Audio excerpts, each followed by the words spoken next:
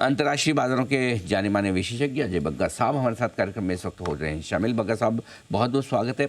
ये सर, नमस्कार सर। ये क्या ट्रंप साहब का नाटक चल रहा है? 6 घंटे में अगर ये इस तरह से ऐलान करेंगे, साइन करेंगे, एक्शन लेंगे और बदल जाएंगे, तो क्या होगा? क्या इससे मतलब क्या इसका इसके क्या मायने अमेरिका के लिए, अमेरिकी बाजारों के लिए और दुनिया भर के लिए है? एक अच्छी बात अनिल जी जो आपने मेंशन की कि क्या अच्छा हो रहा है कि कल 100 सीईओज को ये मिले, बिजनेस राउंड टेबल करके एक संस्था है उसके तहत मिले। और देखिए ये क्या हैरानी की बात है कि इतना मुंहफट आदमी अगर इतना पावरफुल बन जाता है, दुनिया का सबसे पावरफुल इंसान, तो वो मीडिया के सामने कहते हैं कि मैं आप में से कई लोगों को पसंद नहीं करता हूं। और सारे सीईओ हंस रहे थे कि अभी क्या करें, सब स्माइल किए और हंस दिए। बट इस तरह अगर कोई बोले, अगर कोई पॉलिटिकल हेड किसी सीईओ को बोले कि मैं आपको पसंद नहीं करता हूं, तो क्या आप कहेंगे? तो मीडिया के सामने तो उन्होंने थोड़ा मॉडरेशन रखा। इस बयान के अलावा अगर देखें तो यही बोले कि रिसेशन नहीं आने वाला है। संडे को इन्होंने कहा था रिसेशन आया तो क्या होगा, क्या होता है, कोई फर्क नहीं पड़ता है, शॉर्ट टर्म में रिसेशन है। तो उससे मार्केट बहुत विचलित थे। कल जो इन्होंने बयान दिया कि हमें रिसेशन आते नहीं दिखता है, उससे मार्केट को थोड़ा हौसला बढ़ा। और जब मीडिया चला गया तो जब राउंड टेबल में डिस्कशन हुए, दो अहम इन्होंने ऐलान किए। एक कि अगर आप नया बिजनेस खोलेंगे अमेरिका के अंदर, इन्वेस्टमेंट लाएंगे, तो 15% टैक्स केवल आपको लगेगा, तो ये बहुत पॉजिटिव था। दूसरा, डीरेगुलेशन की तरफ वो अग्रसर है। तो आप देखें तो ट्रंप के पॉजिटिव्स क्या थे कि ये डीरेगुलेट करेंगे और साथ में टैक्स की कटौती करेंगे। वो कहीं पीछे रह गया। इनका जो जियोपॉलिटिकल पोस्टरिंग और साथ में ये प्रोटेक्शनिज्म, टैरिफ, ये मुद्दे मार्केट पे हावी हो गए और मार्केट इससे काफी गिरे। तो ओवरऑल लगता है कि कोर्स करेक्शन कुछ कर रहे हैं। बट जैसे आपने कहा, कल मैं 8 बजे का शो कर रहा था दीपक के साथ ट्रम्प टैरिफ्स में, तब अनिल जी ब्रेकिंग न्यूज थी कि कनाडा के ऊपर 25 + 25 50% वो टैरिफ लगा देंगे स्टील और एल्यूमिनियम पे। और जब तक मार्केट बंद हुआ 6 घंटे के बाद, तब तक उन्होंने वो रियायत दे दी थी कि नहीं, 25% ही लगाएंगे, 50 नहीं लगाएंगे। तो ऐसे में बिजनेस वाला तो फैक्ट्री नहीं डालने वाला, क्योंकि उसको सेम दिन का ही नहीं पता, छोड़िए 1 साल या 3 साल का तो बिल्कुल ही छोड़ दीजिए। दूसरा, इन्होंने लिखित में दिया कि मैं कनाडा की ऑटो कंपनीज को खत्म कर दूंगा। अब कनाडा में तो ऑटो कंपनियां हैं नहीं, अमेरिकन कंपनीज ही हैं जो कनाडा में फैक्ट्रियां चला रही हैं। और वो स्टेलेंटिस करके जो कंपनी है, यूरोपियन बाजार की ट्रेडिंग में वो 6% गिर गया जब इनका ये बयान आया। तो ये सोचा समझा नहीं है। जो उस समय आता है हाथ में, वही साइन कर देते हैं और कुछ भी बोल देते हैं। अब यूक्रेन का मसला देख लीजिए, यूक्रेन ने माफी भी मांगी। कल सऊदी अरब में बैठक हुई यूक्रेनियन ऑफिशियल्स और अमेरिकन ऑफिशियल्स में। यूक्रेन ने कहा कि हम 30 दिन के सीज फायर के लिए तैयार हैं, आप रशिया को ले आइए नेगोशिएटिंग टेबल पे। अब वैसा अगर अनाउंसमेंट 5-6 नवंबर को आ गया होता, या 20 जनवरी, 21 जनवरी को भी आ गया होता, बिना ये टैरिफ के मसले के, मार्केट्स कहाँ के कहाँ पहुंच गए होते कि इतना बड़ा युद्ध विराम होने जा रहा है यूरोप के मध्य में। बहुत अच्छी बात है और जियोपॉलिटिकल रिस्क एकदम कम होता है। रशिया वापस लौट के आता है वेस्टर्न फोल्ड के अंदर। और रशिया का जो रिकंस्ट्रक्शन है, यूक्रेन का रिकंस्ट्रक्शन है, बिलियंस ऑफ डॉलर्स का बिजनेसेस को बेनिफिट मिलता है नए प्रोजेक्ट्स का।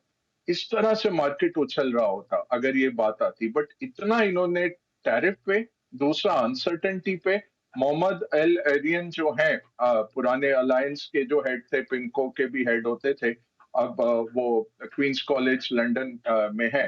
तो उन्होंने कल बहुत अच्छी बात की अनिल जी कि आप रूल ऑफ लॉ नहीं फॉलो कर रहे।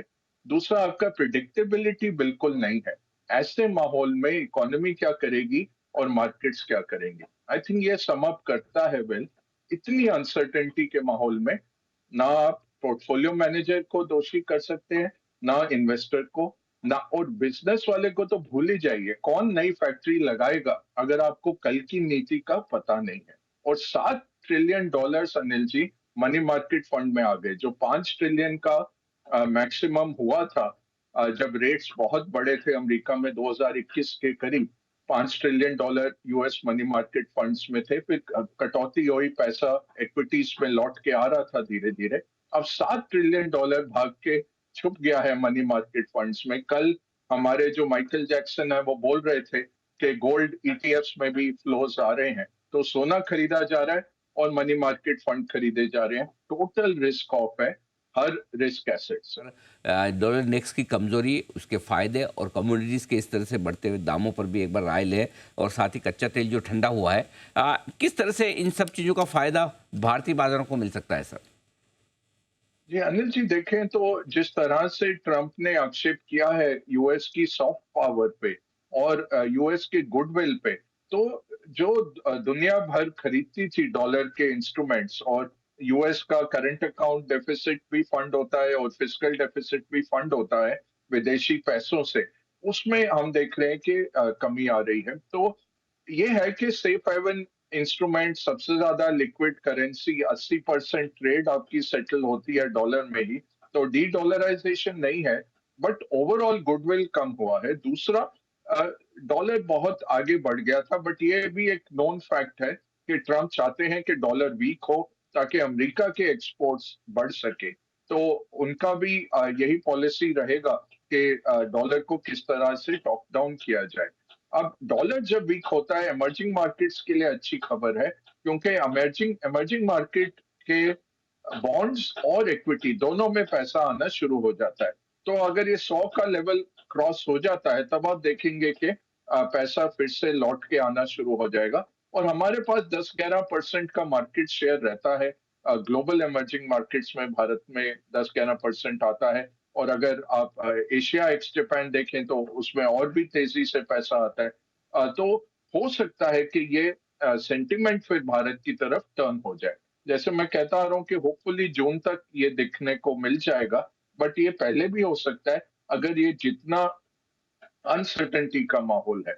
अगर बोल दें भाई अब हम इतना टैरिफ लगाने वाले हैं, इसके बाद अब कोई चेंज नहीं होगा, वो करेंगे नहीं, बट मार्केट को यही चाहिए। और कल सीईओस ने भी उनको यही कहा कि आप नीति बनाइए जो 4 साल चलेगी, 10 साल चलेगी। ये नहीं कि आपने खुद करार किया 2020 में, और पहले दिन जब आप आए आपने वो करार हटा दिया। तो हम 4 साल में तो फैक्ट्री नहीं लगा सकते, हम तो 20 साल की फैक्ट्री लगाते हैं। आप बताइए कुछ इस तरह से। तो गोलमोल करके सीईओस ने कल ट्रंप को यही कहा, एंड होपफुली वो इसको समझेंगे। तो जब तक हमें इस अनसर्टेनिटी से निजात ना मिले, आई थिंक यूक्रेन तो हो जाएगा, क्योंकि रशिया अंदर से हॉलोड आउट है बिल्कुल। रशिया भी वेट कर रहा है कि कोई फेस सेविंग मिल जाए, थोड़ा सा लैंड वो ग्रैब कर पाए, और अमेरिकन पीस कीपिंग फोर्स और यूरोपियन पीस कीपिंग फोर्स एक बफर जोन में आ जाएगी रशिया और यूक्रेन के बीच में, और गारंटी मिल जाएगी कि नाटो में कभी यूक्रेन नहीं आएगा। ये दोनों अगर हासिल हो गया रशिया को, तो वो कल हस्ताक्षर कर देंगे, और वो होते ही फिर रीबिल्डिंग, जो वेस्टर्न कंपनीज निकली थी रशिया से वो आएंगी। तो बट दूसरी बात क्या है, तेल जो मृत्युंजय भी कह रहे थे, तेल अनिल जी सप्लाई जबरदस्त आ जाएगी रशिया की मार्केट में। तो रशिया ने जो रोकी हुई थी सप्लाई या बेच नहीं पा रहे थे, चाइना और भारत ही खरीद रहे थे, वो सप्लाई फिर से लौट के आती है। अप्रैल में ओपेक प्लस भी अपना उत्पादन बढ़ा रहा है, और यहाँ पे डिमांड तो बढ़ नहीं रही है। तो इसके चलते तेल को बढ़ना बहुत मुश्किल है। मुझे तो लगता है यहाँ से गिरेगा, और भगवान करे $60 पे आए, हमारे देश के लिए बहुत अच्छा रहेगा। बगा साहब, कैसे देखते हैं आप इस डेवलपमेंट को? अनिल जी, टेक्नोलॉजी वाइज ठीक है, बट देश के लिए खतरा भी होता है, क्योंकि आप देखिए जैसे यूक्रेन में Elon Musk American state department का ही हिस्से की तरह बात कर रहे थे कि मैं स्टारलिंक बंद कर दूंगा आपके लिए।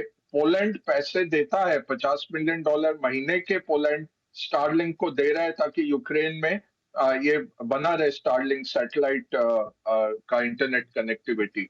तो ये मैं कहूंगा कि देश को अपना टेक्नोलॉजी बनाना चाहिए।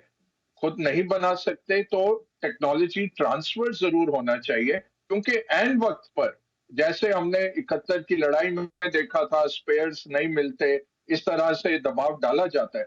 एन वक्त पर एलोन मस्क जैसे आदमी से आपको सर्विसेज लेनी, वो देश हित के लिए कुछ भी कर सकते हैं कि मैं अभी आपका बंद कर दूंगा स्टारलिंक, अगर चाइना ने आक्रमण किया हुआ है और बोलेंगे नहीं आप चाइना से करार करो, नहीं तो हम आपका स्टारलिंक बंद कर देते हैं। तो मैं कहूंगा सोच समझकर ही जो हमारे टेलीकॉम के रेगुलेटर्स हैं और पॉलिटिशियंस हैं उनको ये देखना चाहिए कि ये इतने भरोसेमंद नहीं है, और ऐसे करार होना चाहिए कि टेक्नोलॉजी आ जाए हमारे पास और बैकअप हो, कल को आप इस पे बहुत डिपेंडेंट हो जाएं और ये फिर एकदम से टेक्नोलॉजी निकाल ली जाए आपसे, तो वो खतरा जरूर रहता है। तो वो मेरे ख्याल से देखना चाहिए।